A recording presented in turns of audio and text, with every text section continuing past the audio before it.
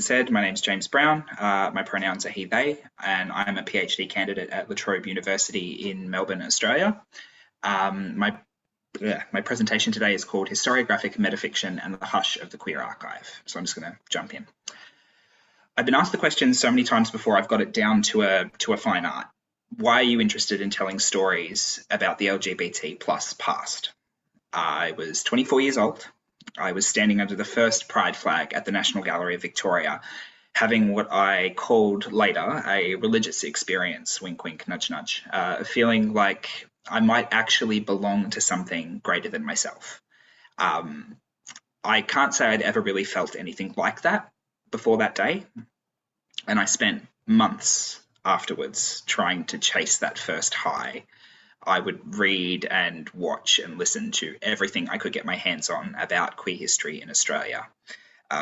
There was a time where I actually believed I'd already knew everything there was to know about queer history. I knew about Stonewall, I knew about HIV and AIDS, I saw Holding the Man once. What more was there to see? Well, as it turned out, there was quite a bit.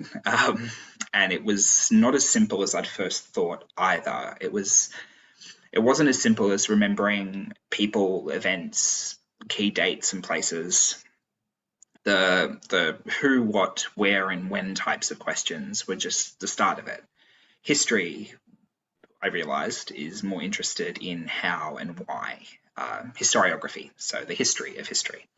The way it's been written, the sometimes conflicting objectives pursued by those who write on it over time, and the way those factors shape our understanding of the actual events at stake. Historiography acknowledges that while the past itself may never change, our understanding of the past, our interpretations and reinterpretations of the past are always evolving. Queer historiography, so that is the historiography of queer history, is no exception to that and presents scholars with its own challenges and multiple critical and cultural contexts. How do we define queer history? Queer theory suggests that queer identities are socially constructed. So if that's the case, then there would seem to be no unitary essence for there to be a history of.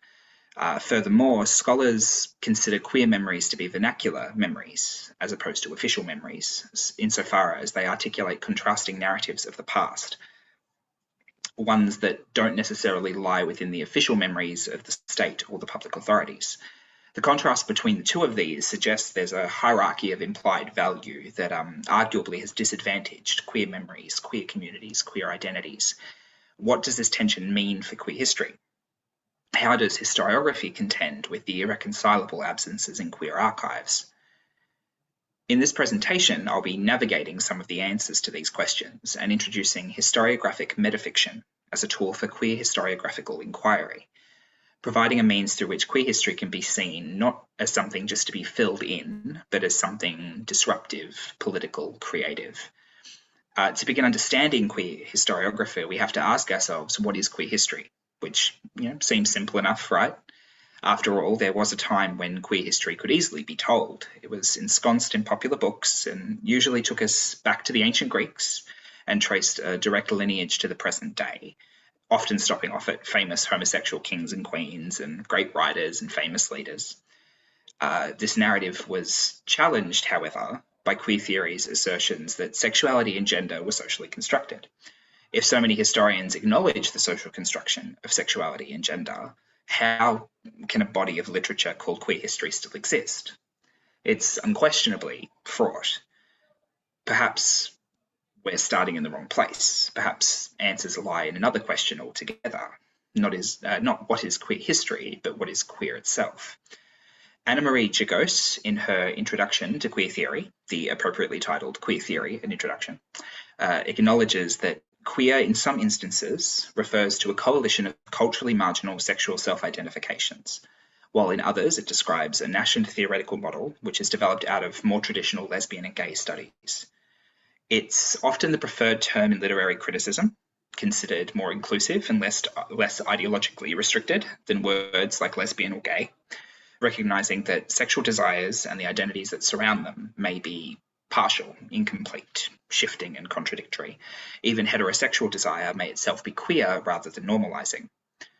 At its core, queer is whatever is at odds with the normal, the legitimate, the dominant, a position that's not even necessarily exclusive to queer people or to queer communities. Queer theory focuses not only on the lives and communities of queer people, but on the social production and regulation of sexuality and gender.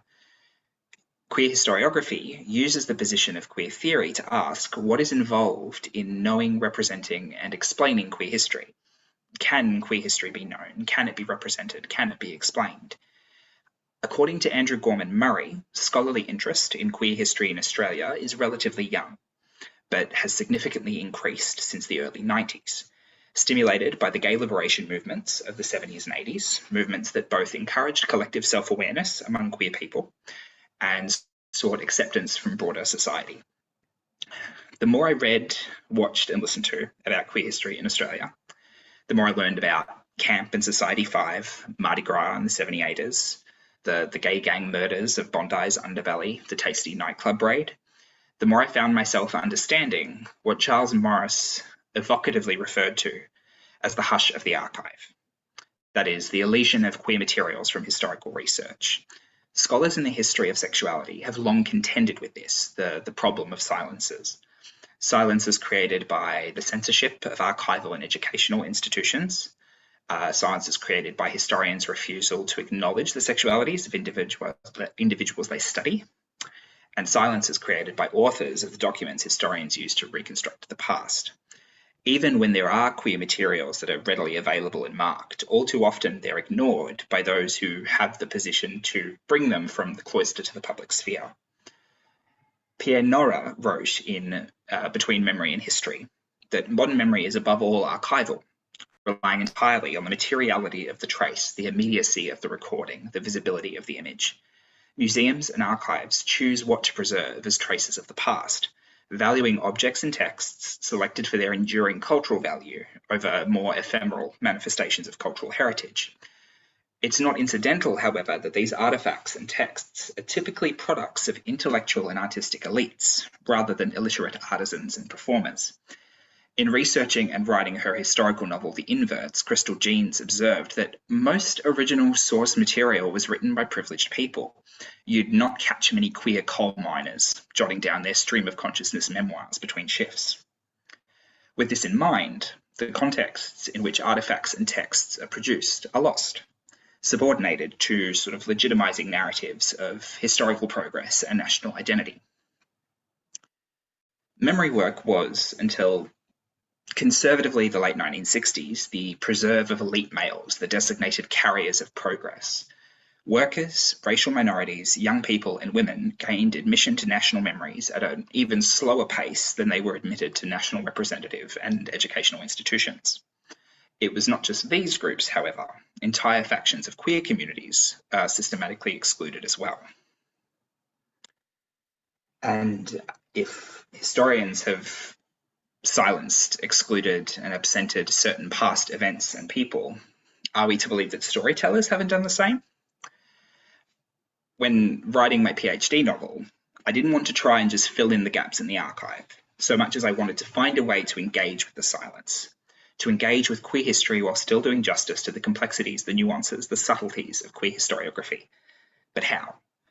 Gina Watts writes that the scarcity or hidden nature of queer materials is something any of the communities have to face, and they have done so in a few different ways. For me, the answers lay, not just the only answers, but some of them, in historiographic metafiction.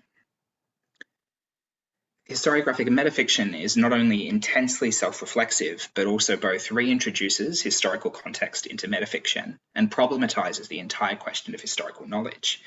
This kind of text forces us to recall that history and fiction are themselves historical terms. Their definitions and interrelations are historically determined and vary with time.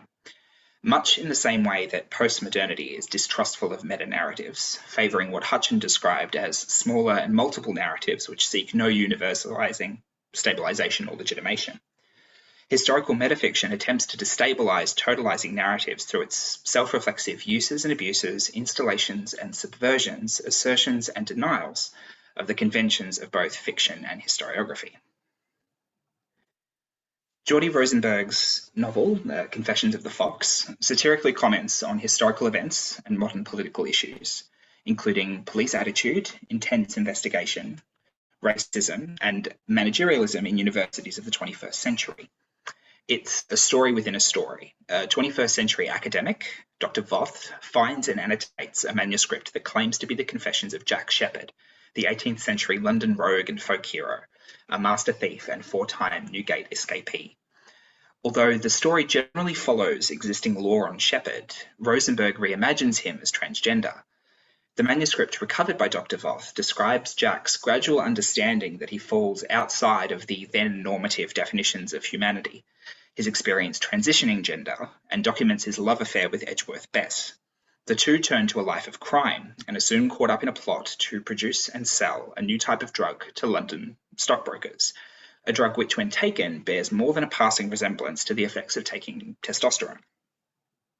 The manuscript is a perfect example of what Shields and Vollmer referred to as a fraudulent artifact, a text purporting to be a particular form of writing, which also tells a story, stirs thought and emotion, inspires inquiry, initiates action, or calls into question that which is or has purported to be real.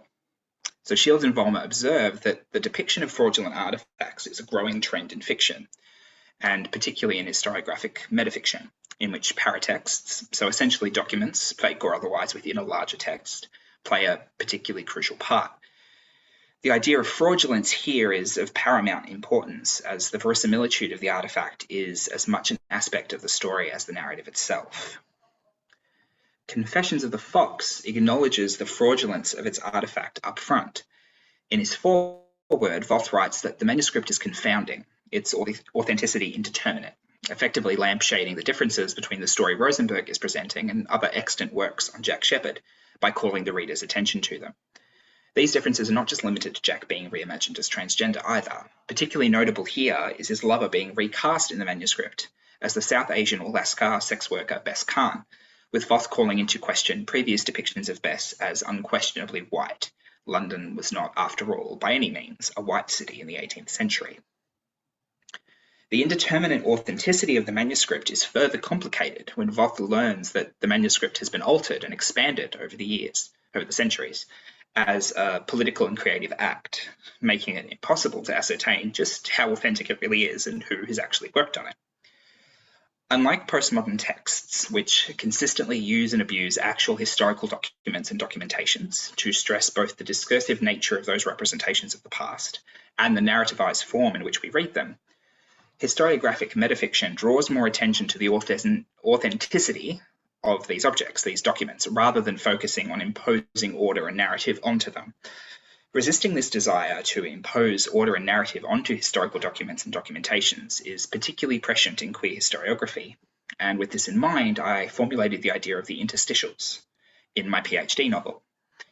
So the novel, tentatively titled Leo, we're 2 years in and I've yet to come up with a title, follows multiple generations of a family of queer rights activists, rallying around one of their own when a reopened cold case murder investigation, a gay hate crime investigation, threatens to destroy everything they've worked so hard to build.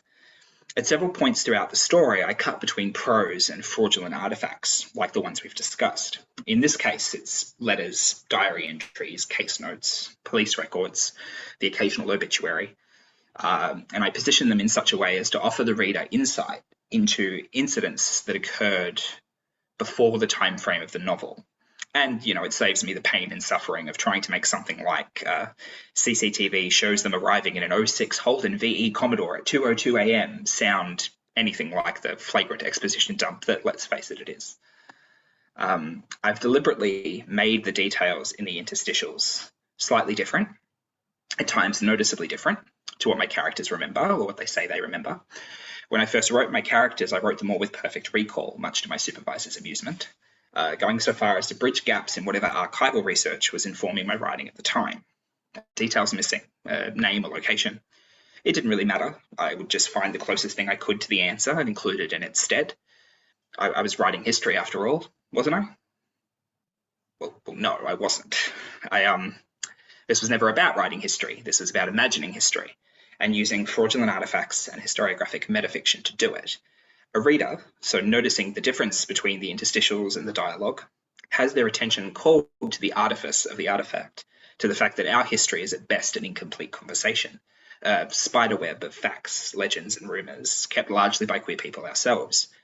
We can't not acknowledge just how partial our capacity for retrieving the queer past actually is. It's been obscured, lost, at times willfully and deliberately distorted.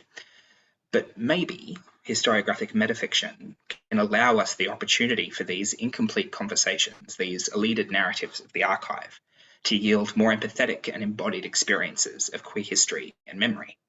Maybe with historiographic metafiction, we can make noise against the hush. Thank you.